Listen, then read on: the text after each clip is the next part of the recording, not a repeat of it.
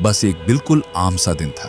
Hotel के कोने में लगी कुर्सी पर वह आदमी हमेशा की तरह बैठा था। सामने खुली कॉपी, बिखरे हुए बिल और उबलती चाय की भाप जो धीरे धीरे कमरे की हवा में घुल रही थी। बाहर सड़क पर ट्रैफिक की हल्की आवाज, अंदर ग्राहकों की धीमी बातचीत। सब कुछ नॉर्मल था, रूटीन था, जैसे रोज होता है वैसे ही। कोई एक्स्ट्रा टेंशन नहीं, कोई खतरे का एहसास नहीं। उस मोमेंट में किसी को अंदाजा भी नहीं था कि यही सुकून भरा सीन कुछ ही सेकंड में एक क्राइम सीन में बदलने वाला है। दरवाजा खुला, 4 नौजवान अंदर दाखिल हुए। उनकी चाल में हड़बड़ी नहीं थी, पर स्पीड थी, चेहरों पर सख्ती थी और आंखों में एक अजीब सी ठंडक। वे सीधे अंदर बढ़े। किसी ने सोचा होगा कि शायद ग्राहक हैं, लेकिन अगले ही पल पूरा माहौल फ्रीज हो गया। उनमें से एक ने कमर से हथियार निकाला। कोई वार्निंग नहीं, कोई बहस नहीं, सीधे निशाना और ट्रिगर दबाया। पहली गोली की आवाज ने होटल की दीवारों को हिला दिया, फिर दूसरी, फिर तीसरी। देखते ही देखते 9 गोलियां उसके शरीर में उतर चुकी थी। सब कुछ इतनी तेजी से हुआ कि लोग समझ ही नहीं पाए कि अभी हुआ क्या है। होटल में अफरा तफरी मच गई, कुर्सियां गिर गईं, लोग जान बचाने के लिए दरवाजे की तरफ भागे। कोई नीचे झुक गया, कोई काउंटर के पीछे छिप गया, और वे चारों जिस ठंडे कॉन्फिडेंस के साथ आए थे उसी कंट्रोल के साथ बाहर निकल गए। न भाग दौड़, न घबराहट, जैसे यह सब पहले से प्लान था। घायल आदमी को तुरंत अस्पताल ले जाया गया। डॉक्टरों ने ऑपरेशन थिएटर में हर पॉसिबल कोशिश की, लेकिन जिंदगी ने उसका साथ छोड़ दिया। कुछ ही देर में वह हमेशा के लिए खामोश हो चुका था। उसका नाम था स्माइल इब्राहिम पार्कर, अंडरवर्ल्ड की चर्चित शख्सियत हसीना पार्कर का पति। और उससे भी बड़ा फैक्ट, वह दाऊद इब्राहिम का सगा बहनोई था। अब यहां सबसे बड़ा सवाल खड़ा होता है, आखिर उसे क्यों मारा गया? क्या यह सिर्फ पर्सनल दुश्मनी थी, या फिर अंडरवर्ल्ड के रूल्स अब बदल चुके थे? क्या अब रिश्ते, खून और परिवार भी पावर गेम में सेफ नहीं रहे थे? यह सिर्फ एक हत्या नहीं थी, यह एक मैसेज था, एक सिग्नल कि सिस्टम के अंदर कुछ शिफ्ट हो चुका है। जो लोग क्राइम वर्ल्ड से दूर थे, जो बस अपनी जिंदगी नॉर्मल तरीके से जीना चाहते थे, वे भी अब टारगेट बन सकते थे। और यही इस कहानी का सबसे डरावना पहलू था। दूसरी तरफ दाऊद इब्राहिम दुबई में बैठा था। उसका वहां जाना कोई घबराहट में लिया गया फैसला नहीं था, बल्कि एक कैलकुलेटेड मूव था। वहां से वह पूरी प्लानिंग के साथ अपना नेटवर्क ऑपरेट करता था। कभी अपने खास लोगों को भेजकर काम करवा देता, कभी इंटेलिजेंस इनपुट पुलिस तक पहुंचा देता ताकि इनकाउंटर में रास्ता साफ हो जाए। वह खुद सामने रेयरली आता था, पर उसका कंट्रोल हर जगह महसूस होता था। उसका माइंडसेट साफ था, पावर दूर से भी मेंटेन की जा सकती है, बस सिस्टम पर पकड़ मजबूत होनी चाहिए।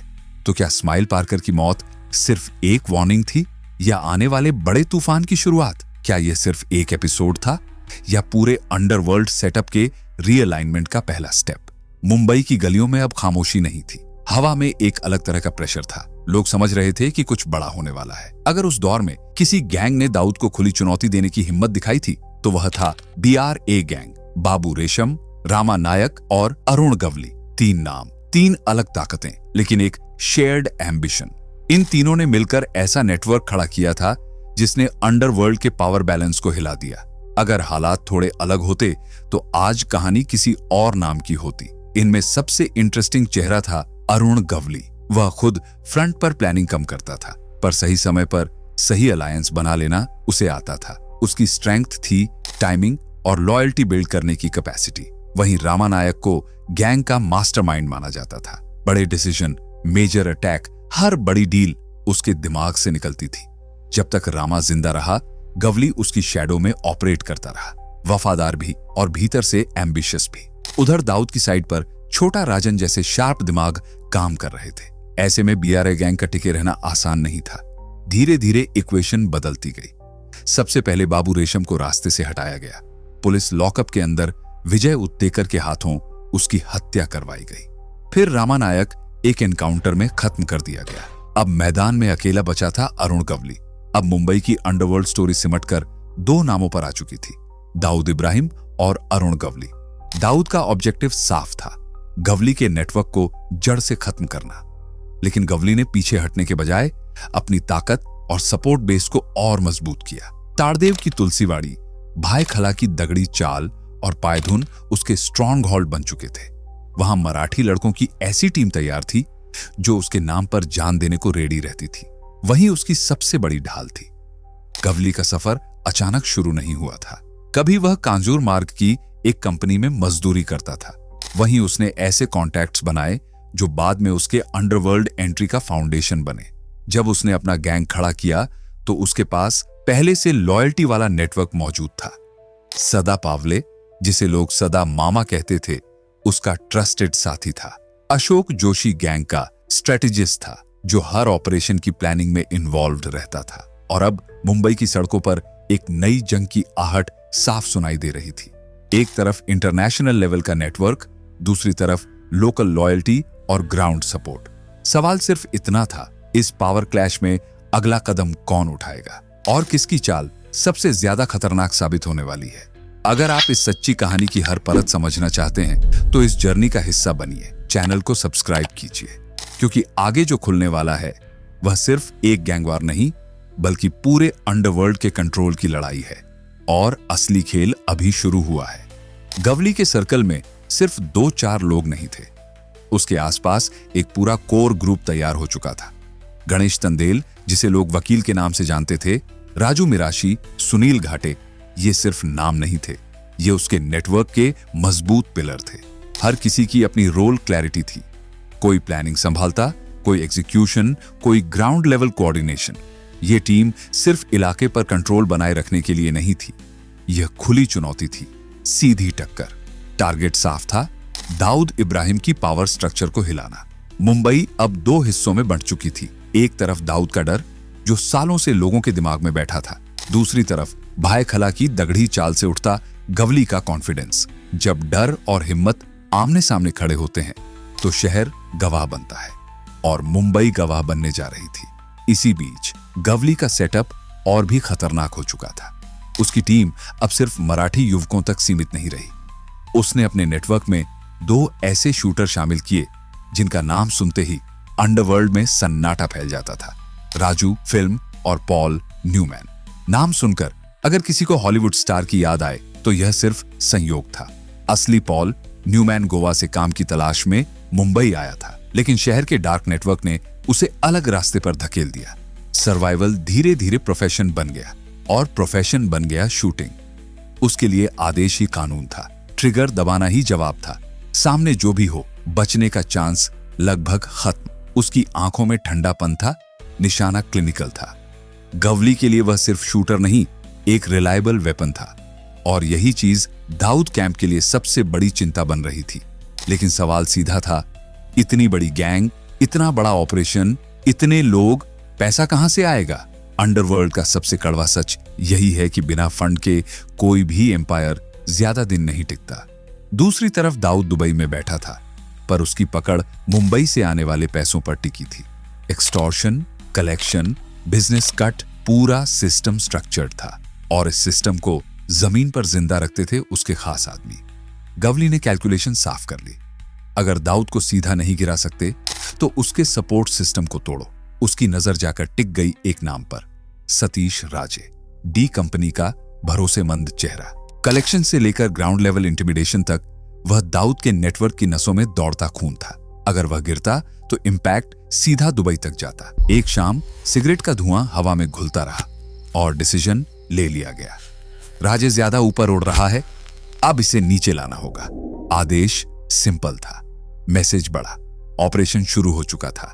गवली के सबसे ट्रस्टेड शूटर्स को असाइनमेंट मिला। अब सतीश राजे की जिंदगी रूटीन नहीं, सर्वेलेंस बन चुकी थी। वह कब घर से निकलता है, कौन सी गाड़ी यूज करता है, किन रास्तों से जाता है, किससे मिलता है, कितनी सिक्योरिटी रहती है, हर डिटेल साइलेंटली कलेक्ट की जा रही थी, जैसे कोई इनविजिबल कैमरा उसकी हर सांस रिकॉर्ड कर रहा हो। उधर सतीश राजे भी अनजान नहीं था। उसे महसूस हो चुका था कि हवा बदल रही है। उसने एक शाम अपने करीबी से कहा था, अब गोली कहीं से भी आ सकती है, पुलिस की या दुश्मन की। फर्क सिर्फ इतना है कि मैं हर तरफ से टारगेट हूं। यह डर नहीं था, यह अवेयरनेस थी। अंडरवर्ल्ड के पुराने खिलाड़ी जानते हैं, जब प्रेशर बढ़ता है तो अटैक दूर नहीं होता। दाऊद के दुबई शिफ्ट होने के बाद ग्राउंड पर उसके लोगों पर खतरा और ज्यादा बढ़ गया था। सिर्फ गवली ही नहीं, पठान गैंग, हाजी मस्तान के पुराने नेटवर्क से जुड़े लोग और छोटे छोटे नए गैंग भी डी कंपनी के चेहरों की तलाश में थे। हर कोई पावर वैक्यूम का फायदा उठाना चाहता था, हर कोई अपना हिस्सा चाहता था। चैम्बूर के इलाके में दो नाम बार बार सुनाई दे रहे थे, वासु दादा और अब्दुल कुंजू।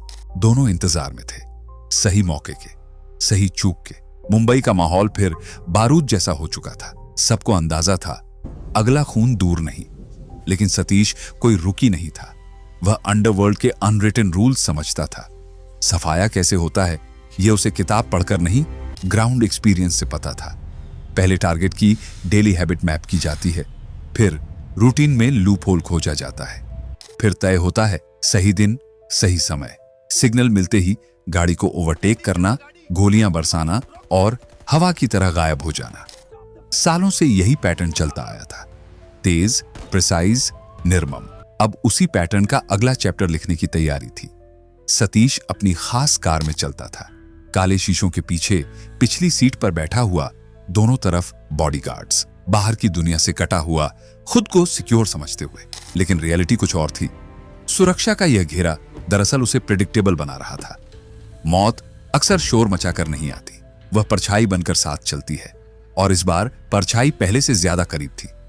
गवली के शूटर्स रेडी थे, निगाहें टिकी हुई थीं, बस सही मोमेंट का इंतजार था। और जब अंडरवर्ल्ड में इंतजार खत्म होता है, तब सिर्फ गोलियों की आवाज सुनाई देती है। 21 नवंबर 1988, तारीख तय हो चुकी थी। अरुण गवली ने उसी दिन को चुना। सतीश राजे अपने परेल वाले अड्डे से रोज की तरह निकला। वही गाड़ी, वही रूटीन, वही भरोसा कि सिक्योरिटी काफी है। उसे जरा भी अंदाजा नहीं था कि यह सफर उसका आखिरी सफर साबित होने वाला है। दूसरी तरफ शूटर्स पहले से पोजीशन में थे। स्पॉट चुना गया था, नागपाड़ा चौराहा, भीड़भाड़ वाला इलाका, लेकिन अटैक के लिए परफेक्ट चौक पॉइंट। बस सही मोमेंट का इंतजार। जैसे ही सतीश की कार इंटरसेक्शन के पास पहुंची, दो गाड़ियां अचानक आगे आकर अटक गईं। ड्राइवर रिएक्शन देता, उससे पहले पूरा सीन क्याओस में बदल चुका था। शीशे चकनाचूर हो गए। 3 हमलावर हथौड़ों और हथियारों के साथ तेजी से कार की तरफ बढ़े। पॉल न्यूमैन ने एक नजर में टारगेट कंफर्म किया, बिना हिचकिचाहट पिस्तौल निकाली, और फिर गोलियों की बारिश शुरू हो गई। तेज, लगातार, बेकाबू फायरिंग। कार कुछ ही सेकंड में गोलियों से छलनी हो चुकी थी। सतीश राजे को 9 गोलियां लगीं। उसके साथ बैठे तीनों बॉडीगार्ड भी वहीं ढेर हो गए। पूरा ऑपरेशन 1 मिनट से भी कम में खत्म। हमलावर उसी तेजी से गायब जैसे आए थे। यह सिर्फ एक हत्या नहीं थी, यह खुला ऐलान था। पावर शिफ्ट का अनाउंसमेंट। गवली ने डी कंपनी के मजबूत स्तंभ को गिराकर सीधा दाऊद को चोट पहुंचाई थी। लेकिन अंडरवर्ल्ड की लड़ाई कभी एक वार पर खत्म नहीं होती।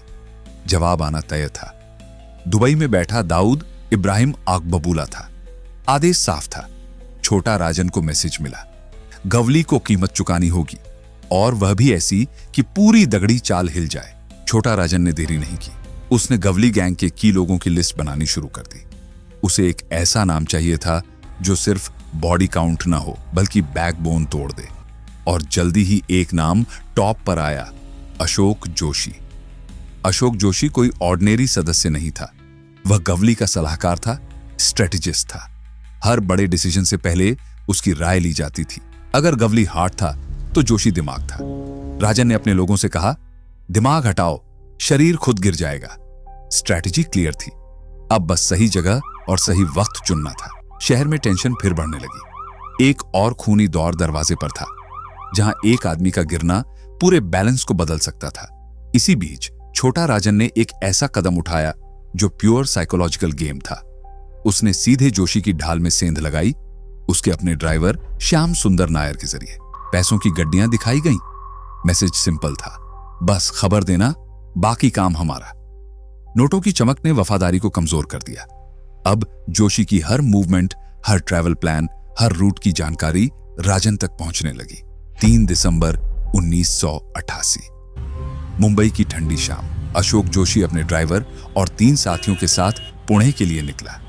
उसे अंदाजा नहीं था कि इस सफर में उसकी किस्मत साथ नहीं देगी। पीछे पीछे 2 कारें चल रही थीं। उनमें 15 हथियारबंद लोग बैठे थे। सबकी नजर एक ही टारगेट पर थी। सबसे खतरनाक फैक्ट यह था कि जोशी को अपने ही ड्राइवर पर शक नहीं था। हर मोड़, हर सिग्नल, हर स्लो डाउन, सब कंट्रोल्ड था।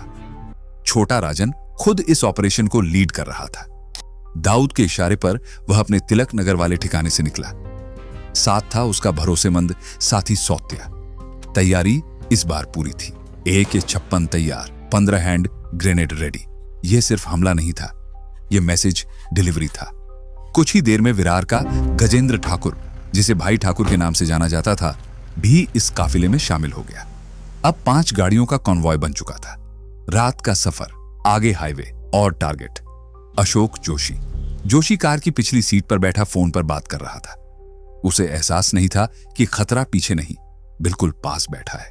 ड्राइवर की आंखों में अजीब सी चमक थी। उसने मन ही मन सोचा, बस कुछ मिनट और। पनवेल के पास ट्रैप तैयार था। जैसे ही जोशी की कार उस हिस्से में पहुंची, चारों तरफ से गाड़ियां आकर रुक गईं। रास्ता ब्लॉक, एस्केप जीरो, सौतिया ने ठंडे अंदाज में कहा। अब कहां जाएगा? उसी पल जोशी को सब समझ में आ गया। उसने ड्राइवर की आंखों में देखा, धोखा साफ दिख रहा था। तूने दगा दी। उसकी आवाज गुस्से से कांप रही थी। श्याम चुप रहा, बस स्पीड धीमी कर दी। जोशी ने सेकंड गंवाया नहीं, पिस्तौल निकाली। एक ही गोली, ड्राइवर की वही मौत। खून सीटों पर फैल गया। लेकिन गेम खत्म नहीं हुआ था। असली हमला अब शुरू हुआ। चारों तरफ से गोलियां चलने लगी, ताबड़तोड़ फायरिंग। जोशी के बॉडीगार्ड जवाब देने की कोशिश करते रहे, पर हमलावरों की संख्या ज्यादा थी। हथियार भारी थे, प्लानिंग सटीक थी। एक एक कर उसके साथी गिरते गए और उसी गोलियों की गूंज में मुंबई की अंडरवर्ल्ड कहानी एक और खूनी मोड़ की तरफ बढ़ चुकी थी। आगे जो होने वाला था वह इस जंग को और भी निर्दयी बना देने वाला था। अशोक जोशी ने आखिरी कोशिश की। उसने जवाबी फायर किया, पर दूरी इतनी कम थी और हमला इतना कोऑर्डिनेटेड कि बचने की गुंजाइश लगभग खत्म थी। कुछ ही सेकंड में सब शांत हो गया। गोलियों की आवाज थमी, धुआं हवा में घुला। छोटा राजन ने दूर से हाथ उठाकर सिग्नल दिया, काम पूरा। और फिर वह काफिला रात के अंधेरे में ऐसे गायब हुआ जैसे कभी था ही नहीं। पीछे बची बारूद की गंध और सड़क पर फैला खून। मुंबई ने एक और बदला देख लिया था, लेकिन यह अंत नहीं था, यह एस्कलेशन था। अब अंडरवर्ल्ड की यह जंग खुली खूनी लड़ाई में बदल चुकी थी। शहर के लोग दरवाजे बंद करके सोते थे, पर नींद किसी की पूरी नहीं होती थी। हर सुबह एक डर लेकर आती, आज किसका नंबर है? बिल्डर, व्यापारी, सपोर्टर। हर कैटेगरी की अपनी लिस्ट थी। जिस नाम पर उंगली टिकती उसका गेम खत्म। सबसे खतरनाक बात यह थी कि सिस्टम लगभग स्पेक्टेटर बना हुआ था। पुलिस और प्रशासन को लगता था कि अपराधी एक दूसरे को खत्म कर रहे हैं, तो उन्हें क्यों बीच में पड़ना चाहिए। लेकिन ग्राउंड रियलिटी बदल रही थी। यह लड़ाई अब सिर्फ गैंग वर्सेस गैंग नहीं रही। आम लोग भी क्रॉस फायर में आने लगे थे। कोलैटरल डैमेज बढ़ रहा था। एक समय अंडरवर्ल्ड का अनराइटन रूल था, परिवार को नहीं छूना। दुश्मनी सीधे टारगेट तक सीमित रहेगी। मगर वह लाइन भी मिट चुकी थी। अब बदला लेने के लिए किसी भी हद तक जाने का माइंडसेट बन चुका था। चाहे सामने दुश्मन हो या उसका घर, कोई गारंटी नहीं थी। मुंबई पर डर का साया पहले कभी इतना गहरा नहीं था। दाऊद इब्राहिम समझ चुका था कि उसका सबसे बड़ा हेडेक अरुण गवली है। गवली इंपल्सिव नहीं था। वह अकेला शेर बनने की कोशिश नहीं करता था। वह हमेशा किसी मजबूत दिमाग के साथ अलाइन होता था। शुरुआत में बाबू रेशम उसका गाइड था, फिर रामानायक, उसके बाद अशोक जोशी। एक एक कर उसके मेंटर गिरते गए, लेकिन गवली हर बार नया एंकर ढूंढ लेता था। जब जोशी भी खत्म हुआ तो वह फिर अकेला खड़ा था। तब उसने अपने बड़े भाई बाबा गवली की राह पकड़ ली। चेहरे बदलते रहे, पर एम्बिशन नहीं। गवली की असली ताकत उसका ट्रिगर नहीं, उसका माइंड था। वह सामने की चाल से ज्यादा अगली चाल सोचता था। जहां बाकी लोग गुस्से में गलती कर देते, वहां वह ठंडा रहता। Calculation clear, patience strong. Survival के लिए कंट्रोल जरूरी है, यह उसे पता था। इसलिए वह ज्यादातर दगड़ी चाल के अंदर ही रहता। वही उसका फोर्ट्रेस था, वही उसकी दुनिया। वहां तक पहुंचना आसान नहीं था। दुश्मन भी जानते थे कि अंदर घुसना मतलब सुसाइड मिशन। लेकिन हर कोई इतना डिसिप्लिन नहीं होता। उसके बड़े भाई, जिन्हें लोग पापा गवली कहते थे, अक्सर बाहर निकल जाते, कभी आराम के लिए, कभी रूटीन के लिए, कभी सिर्फ हवा बदलने के लिए। शायद उन्हें लगता था कि कुछ नियम अभी भी बचे हैं। शायद उन्हें भरोसा था कि दाऊद अंडरवर्ल्ड की पुरानी लाइन पार नहीं करेगा। 20 जनवरी 1990, तारीख जिसने शहर की सांसें रोक दी। पापा गवली को भरोसा था कि दगड़ी चाल की दीवारें काफी हैं। वह कहा करते थे, दाऊद उसूलों वाला आदमी है, वह परिवार पर हाथ नहीं उठाएगा। लेकिन यह सोच पुराने दौर की थी। अब इक्वेशन बदल चुकी थी। यह उसूलों की नहीं, एग्जिस्टेंस की लड़ाई थी। और जब लड़ाई वजूद की हो तो रूल बुक सबसे पहले जलती है। मुंबई उस मोड़ पर खड़ी थी जहां डर, बदला और पावर एक साथ टकराने वाले थे। और जब अगला वार हुआ तो उसने सिर्फ एक आदमी को नहीं, पूरे बैलेंस को हिला दिया। 20 जनवरी 1990, उसी दिन दाऊद की टीम में एक नया शूटर शामिल हुआ था। पहला मिशन, पहला टारगेट। और टारगेट कोई आम आदमी नहीं, पापा गवली। कई दिनों तक उसकी मूवमेंट ट्रैक की गई। कौन सा रास्ता, कौन सा रूटीन, किस समय बाहर निकलते हैं, हर डिटेल क्वाइटली रिकॉर्ड की गई। यह अंडरवर्ल्ड का क्लासिक सेटअप था। पेशेंस, प्लानिंग और परफेक्ट टाइमिंग। महिम के शीतला देवी मंदिर के पास उस दिन भीड़ सामान्य थी। लोग अपने काम में लगे हुए थे। पापा गवली भीड़ के बीच बिल्कुल निश्चिंत चल रहे थे। शायद उन्हें यकीन था कि कुछ सीमाएं अभी भी बची हैं, कि परिवार पर वार नहीं होगा। लेकिन रियलिटी बदल चुकी थी। अचानक 3 गोलियों की आवाज ने माहौल फाड़ दिया। लोग चीखते हुए इधर उधर भागे। पापा गवली सड़क पर गिर चुके थे। सब कुछ सेकंडों में खत्म। यह अरुण गवली के लिए सिर्फ एक पर्सनल लॉस नहीं था, यह इमोशनल कोलैप्स था। उसे लगने लगा कि जो भी उसके करीब आता है वह मौत की कतार में खड़ा हो जाता है। भाई, साथी, सलाहकार, एक एक कर सब जा चुके थे। गैंग का मोरल टूटने लगा।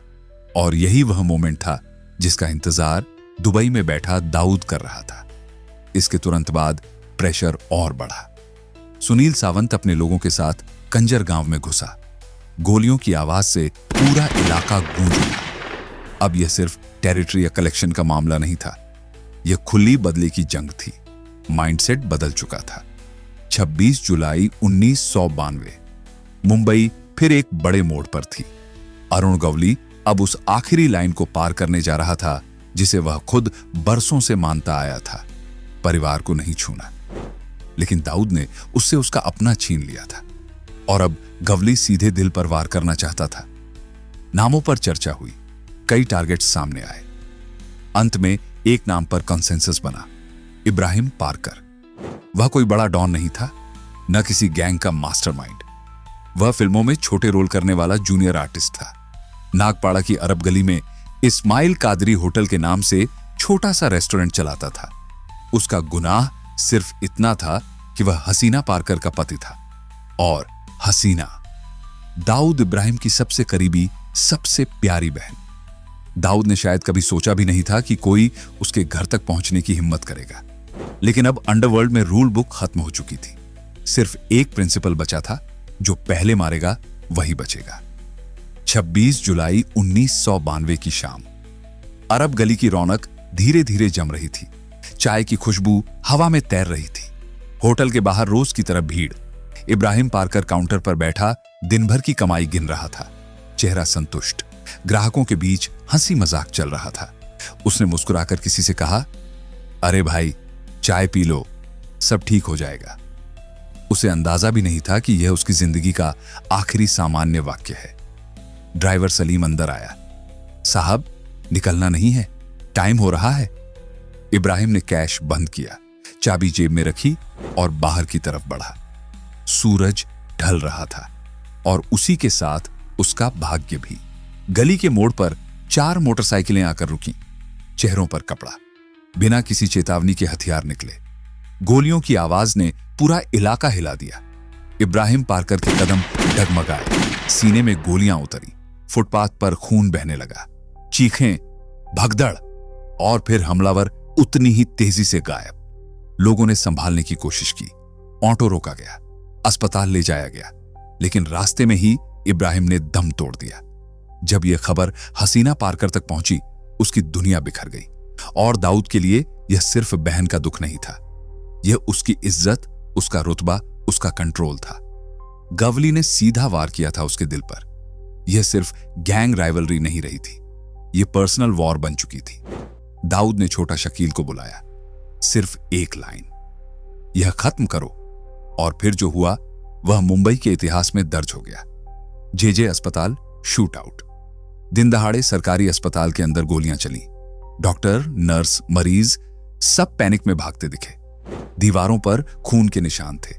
अस्पताल जो इलाज की जगह होता है, वह वॉर जोन बन गया। यह सिर्फ बदला नहीं था, यह पब्लिक मैसेज था कि अब कोई जगह सेफ नहीं। मुंबई अब शहर नहीं, बैटलफील्ड बन चुकी थी। दाऊद इब्राहिम और अरुण गवली की जंग ने हर सीमा तोड़ दी थी। रिश्ते, नियम, डर सब पीछे छूट चुके थे। सिर्फ पावर और सर्वाइवल बचा था। आखिर इस लड़ाई में किसने क्या पाया? टेरिटरी, डर या सिर्फ और खून? सोचिए, जब सिस्टम खामोश हो जाए और बदला ही कानून बन जाए तो शहर की कीमत कौन चुकाता है? अगर आप ऐसी ही सच्ची और गहराई से रिसर्च की गई कहानियां देखना चाहते हैं तो वीडियो को लाइक करें, अपने विचार कमेंट में जरूर लिखें और चैनल को सब्सक्राइब करें, क्योंकि ऐसी कहानियां सिर्फ क्राइम की नहीं, बल्कि उस माइंडसेट की होती है जो शहरों का भविष्य बदल देती है।